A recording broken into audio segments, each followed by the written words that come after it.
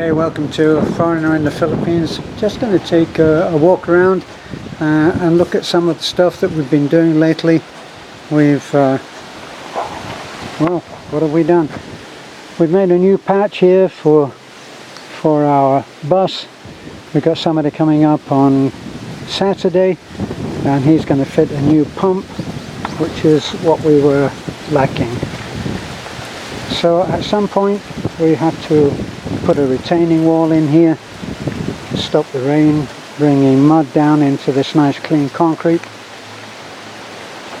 It will not be excessive because, as you can see, we've had the concrete down here for quite some time and there's not huge amounts of mud coming down.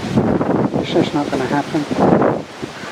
So we've also filled in this little patch that was in, as you can see, the dogs got in when they were ready. So that's our little meeting place. We've got a ton of tiles which are left over from, well, from the pool. Don't quite know how that estimate went wrong, but it's typical of what can happen. And yet maybe it's meant to happen, because now we'll do the tile into the floor on the guest house. So all of this tile will all be used. That and Nanai's house is coming up soon, so there's always the chance that we might use some of that tile there. Once we've got it, actually we haven't paid for that yet, we got some of that on credit. Once we get the retaining wall in here, some of that heaps of soil will be taken care of, and it will start to level out some of this land so that hopefully we can start to get some landscaping in. Over there you can see trash is generated, lots of people coming through, lots of work being done in and out.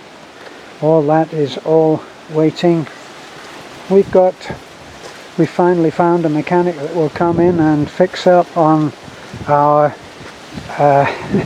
our big blue, which we want to get that working, and then we can sell it.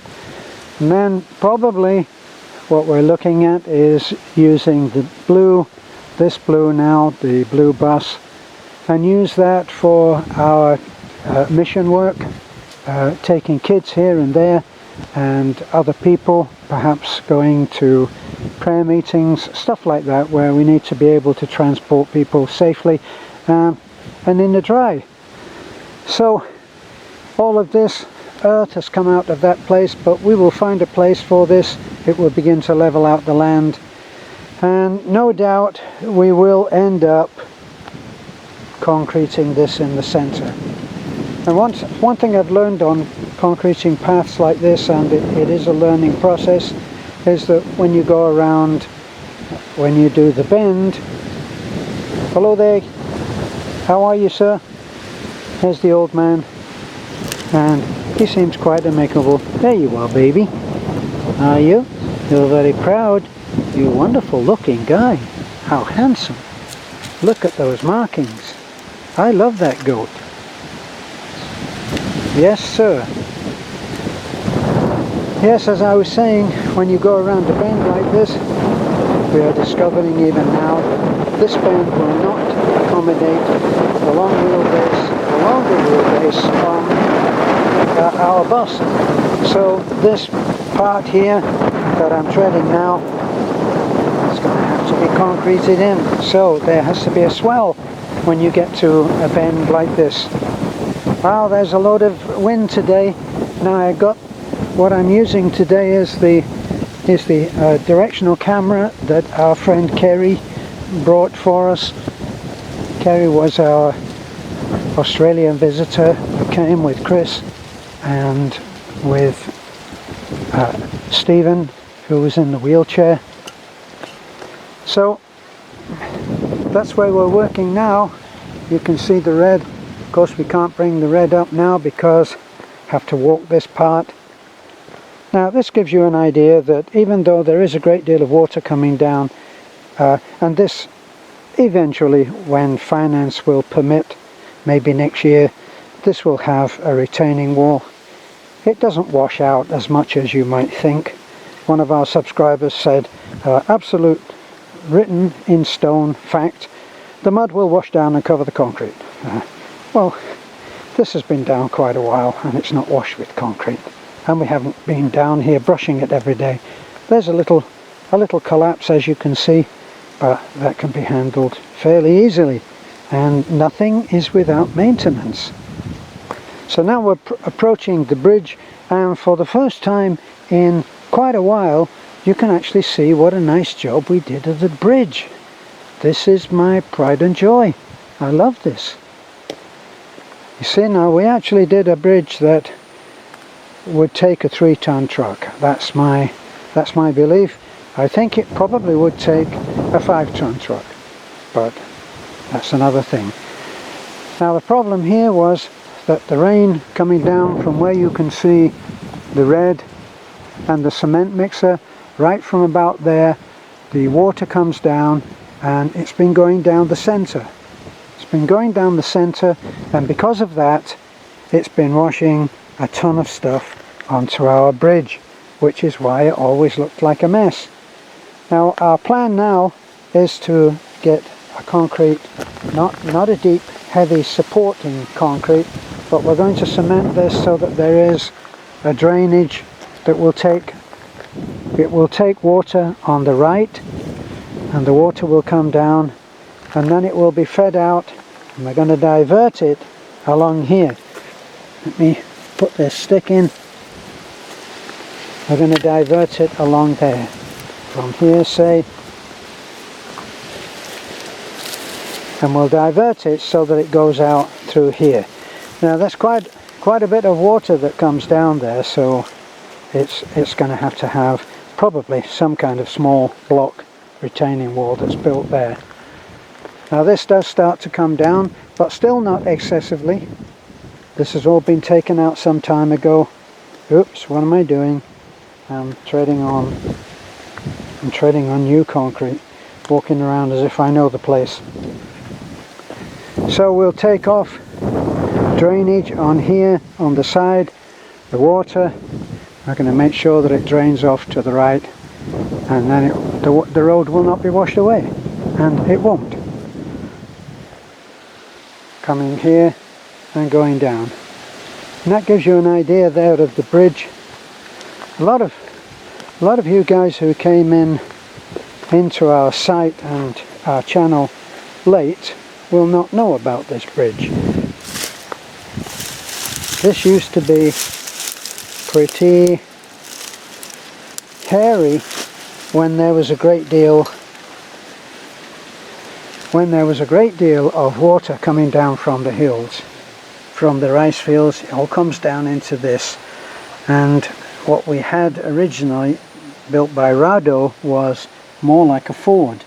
Well, when I came in on it, I said I want a bridge. So we built a fairly substantial bridge. Now in that concrete there, which you can see is about 6, possibly 7 inches thick for the road, that sits on those blocks. Now those blocks are, as you can see here, they're built like a canoe, and they're tapered at the front so that the water, as it cascades down from, and it does come down heavy, it comes down and it splits either side and it goes through and out the other end. Now obviously there will be at some point there will be some clearing that has to be done there. Hasn't happened so far, and the bridge has worked really excellent. We made up those canoe shapes, I think they're called caissons, and we made those up with hollow block. We built them with hollow block, which gave us the form, as you can see there, and they are the full width of the bridge. And then into that was the rebar, which went down into the concrete block that we had there before, which was the equivalent of a ford, built on heavy river stones, a bed of heavy river stones, and then about 9 inches of concrete. So we went down and we chiseled down into that bed, and we brought up right from here right up through to these pillars which hold this safety bar, and we built those up. We concreted that all into and tied it all into a great number, about every 8 inches. You can see what I'm talking about on our Facebook page. I think that we were not actually into doing the videos at that time. We didn't have a channel. We were working mainly through Facebook, and you can see the step-by-step work in progress stills of the bridge as it was brought up. This is tied right in through the caisson itself. On every one it's tied in, and then it's tied in to the rebar that runs through there, and we've got box construction rebar, which is the normal thing that you see on every pillar when they build a house, and that's what all of those tie in like that into the actual road bed itself. So we think that this is pretty tough. We've got one there. This is a half caisson, if that is the right word, but it all goes back, and it goes back to there, and that 6 or 7 inches of concrete is heavily reinforced. And now I'm going to get myself out of here, because I think that this looks like good country for snakes.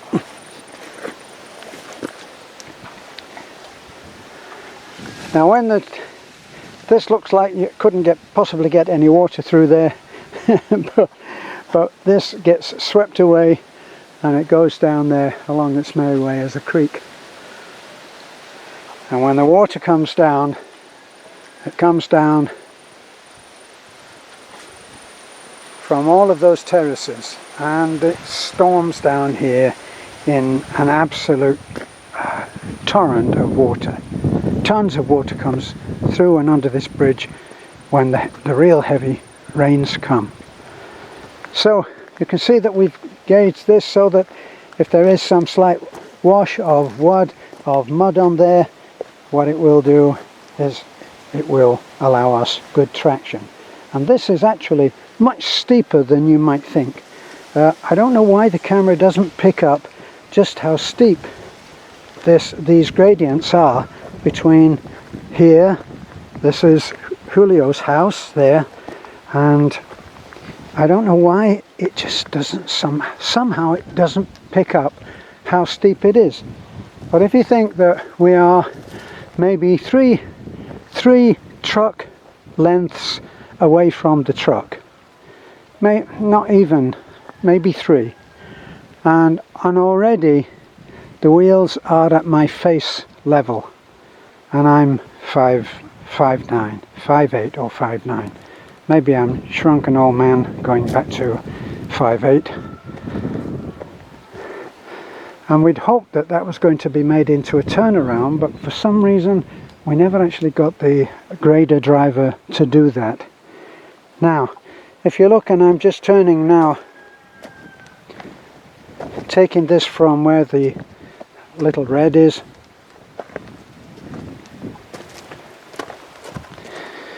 and if you look there, you've just been down not very far, a couple of 100 feet takes you down to the bridge, right? That takes you down to the bridge, and look how small the bridge looks there. It looks small. Now if you take your line of sight from the bridge and you follow that up, I can't actually see in the viewfinder because the sun is very bright and the viewfinder actually looks black to me. So I'm doing my best to show you how steep it is. And we're looking, and that's the top of our hill. And right there you can see James and Jessica's house.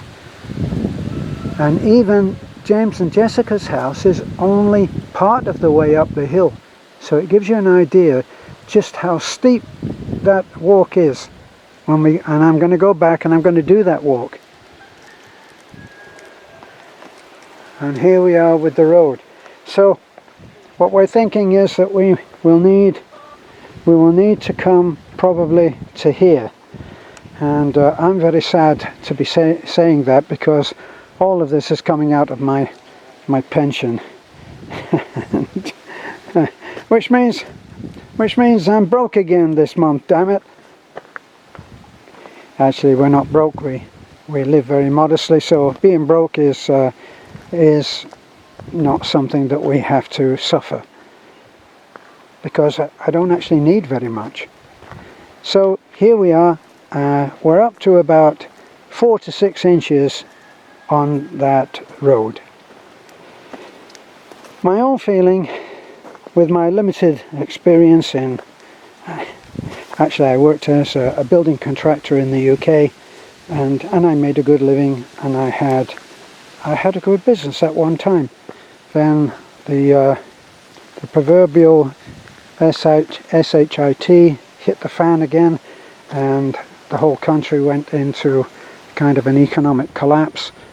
Shops along the high street were closing, 10 to the dozen, and my business went down too.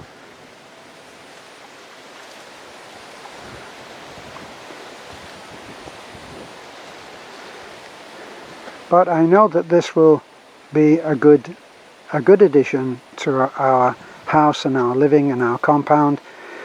I'm of the opinion that if something looks as if it will take a 3-ton or 4-ton truck, then it should, because at some point in the life of that construction piece, it will be made to do that. That's why, even though we only ever said that we're going to make it so that at most a 1-ton truck can get up there. That's like the Big Blue. The wheelbase is a little on the long side, and the bus definitely is long, so it's a little challenge just to ride up there and not be scraping on the sides anywhere.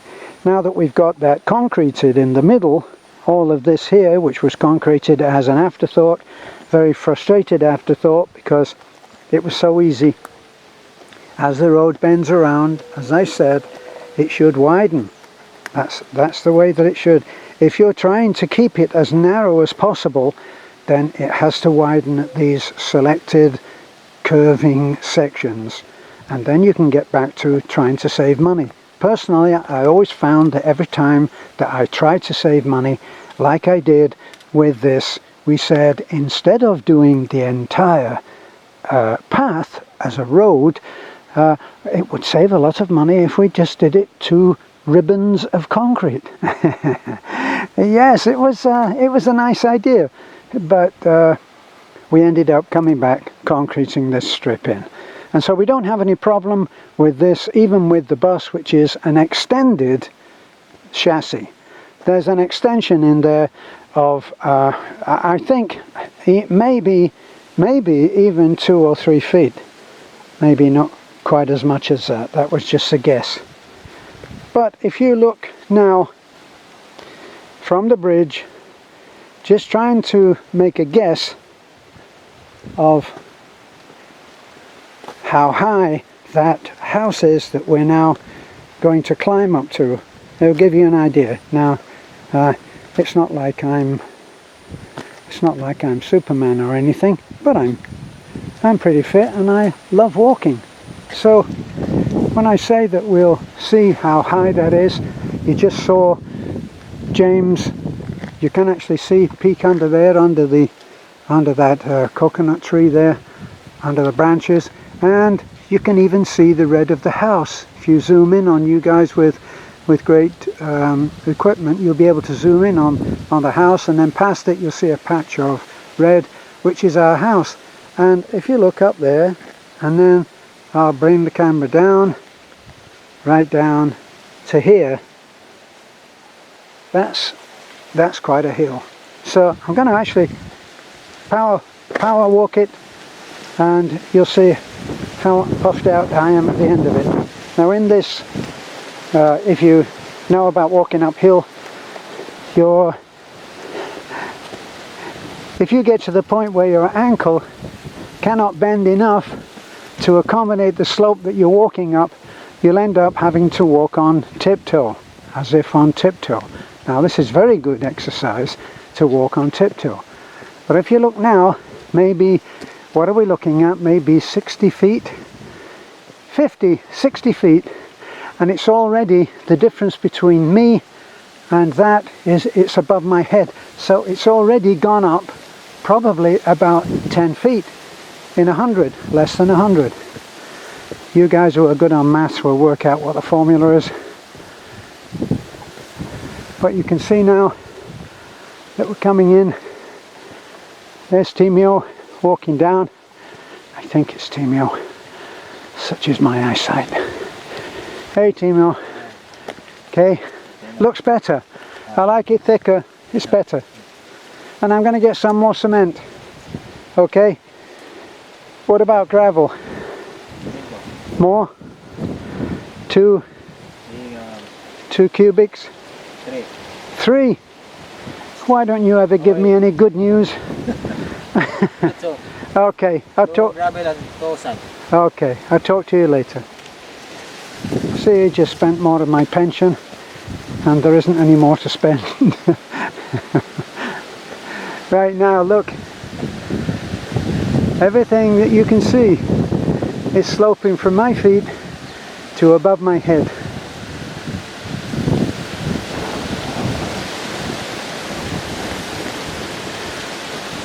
I keep promising, or is it threatening? I keep threatening myself with using this little stretch of the bridge up to the house, and I keep threatening to use it as a little workout. Down this path, running on tiptoes, would be quite a workout.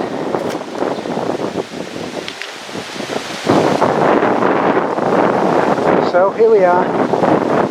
This is recent concreting that we've done just to get a little better turnaround. And here we are. This is, I feel, is a nice entertaining area. And there's the furniture that I bought out of my pension last month for Nanai, because we robbed her of her meeting place, which every house must have one. So that's where we meet. And we meet under this nice big umbrella. So, plans, the next plans for actually making things look a little bit better, handling places to put trash, just things which will encourage a more tidy mindset on the part of everyone. Maybe if they see their surroundings becoming more beautiful, then they might think, yes, it's worth trying to keep it clean. So, as you can see, some steps there. The retaining wall will come along, it will come down here. Concrete steps, which will be probably maybe 5 feet wide, so that we're not looking at walking into that roof. So it will extend maybe another 5 feet, and we'll take the stairs up so that they probably have a fan shape like that, and they'll go up and maybe go around even, and then they'll come down and they'll join a retaining wall here, because it does wash out some mud. As you can see, there's some mud washed down there, but it's not excessive, and that's all stayed there pretty well. Some of this concrete that you can see is the old supports, which we had a small lean-to here, which actually covered the Little Red, and that was like a small carport. And you can still see parts here where the posts went. Now we've got something of an oil leak now in the Little Red. That's going to have to be attended to soon. So we've got the Little Red is ailing, but is functional, thank goodness. The Big Blue is over there, dead in the water, and we're still waiting to have a new pump put under. Now, Kerry, I did note your comments about the gas tank on on the blue bus. So we're looking at taking out whatever that panel is that is on the bottom or on the side or some part of the gas tank, drain off the gas tank when the mechanic, if we can persuade him, when the mechanic comes, and we're going to there must be a key there, either that or you got to have stronger fingers than mine. So the gas tank is behind there. We're going to drain the tank off, and then our friend Kerry, who I trust implicitly, says that there is some kind of a sock which is acting as a filter inside the gas tank, and that's the last point at which gas leaves to go and feed the engine. And apparently the symptoms that the three Aussie motorheads observe when we were being driven, the symptoms that they notice for them would indicate that that sock, maybe the pump is defective and they're going to replace it with a new pump, but maybe it is that that sock inside the tank is also defective. So that's something that will be done. And I'm looking here, and our friend who Kevin Jordan is the CEO of a company called Pikiko, and they are based in New Zealand. And Pikiko is, as their logo, they have this bird, which is part of the scene. It's a flightless bird, and it is very colourful, a little bit, I don't know, a very, very colourful, beautiful bird, and it's found in New Zealand, and they use it as part of their logo for their company. And in consideration of the very nice, incredible gesture of giving us a cement mixer, we put on the side of the cement mixer, we put the bird Pikiko. And Kevin has now come up with an idea, and he said many commercial vehicles, and our vehicle will be written up along the side here, and we'll be coming along the side here, and we will be putting the name of our non-profit corporation along the side there. Now, there's two reasons for doing that. One, of course, we want to be known because it might bring in further interest and support. And then the other reason is that it will show that this is not just a private vehicle. And Kevin had the idea that in order to put a company logo on there, like many commercial vehicles have, you'll see them, and they sell that as advertising space. Well, we're prepared to do that. We're going to try to keep the emphasis on our name, of course, but some small patches like the one that we have, and I've shown you on other videos of the cement mixer, that's something that's about maybe 20 inches square, 18 to 20 inches square, and we will put another one like that at some point on this vehicle here, and that will be for Pikiko. So I was thinking that maybe that would be quite a nice place for that.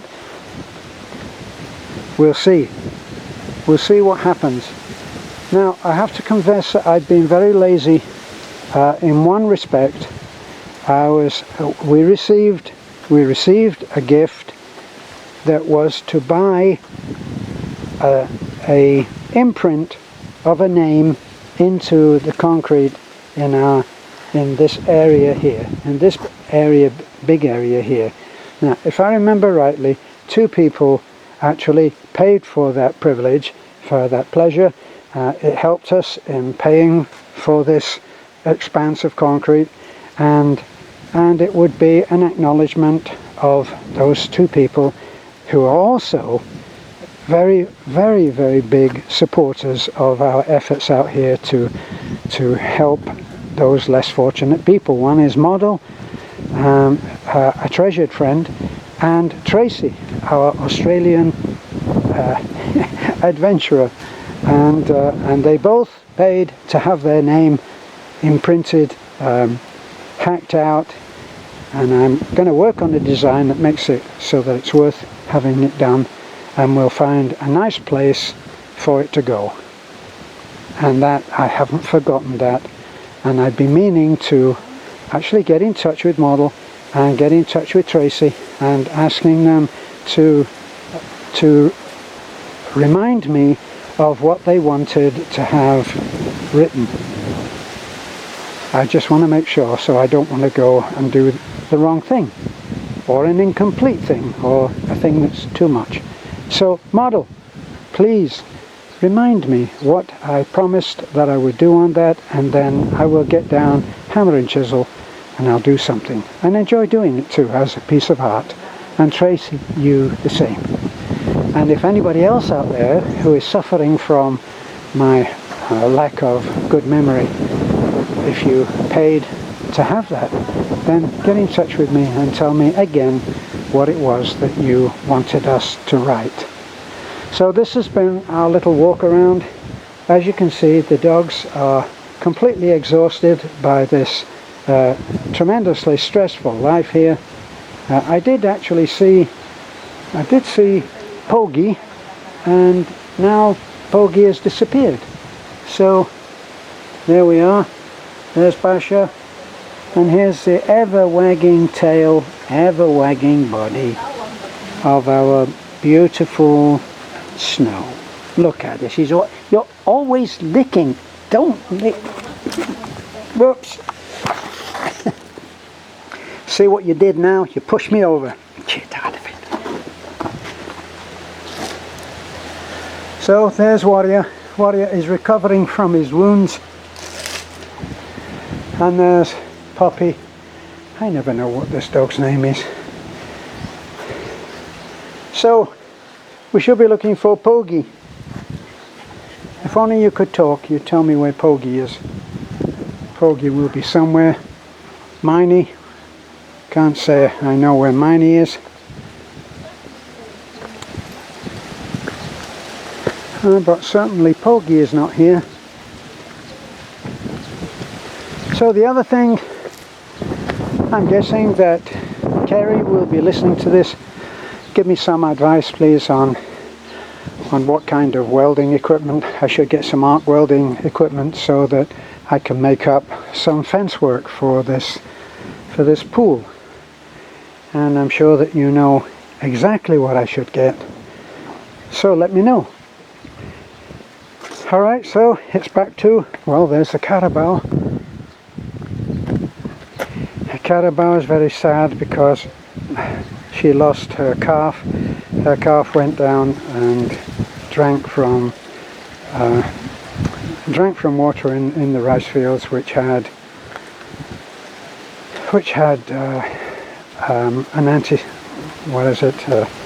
an insecticide in it. There's another dog there. Now this dog, not going to grace us. Now they're all going round to see. That dog hasn't been quite accepted, so they're all going round to give it a hard time. What happened? Basha? One of these days, one of these dogs is going to surprise the hell out of me and answer. Just make sure you speak English, okay? Now here's our little invader dog, and it's a she. I'm not quite sure where she comes from. Where do you come from? Where do you come from? Huh? It looks like she had a few litters. Come on, baby. Yeah, come on. No.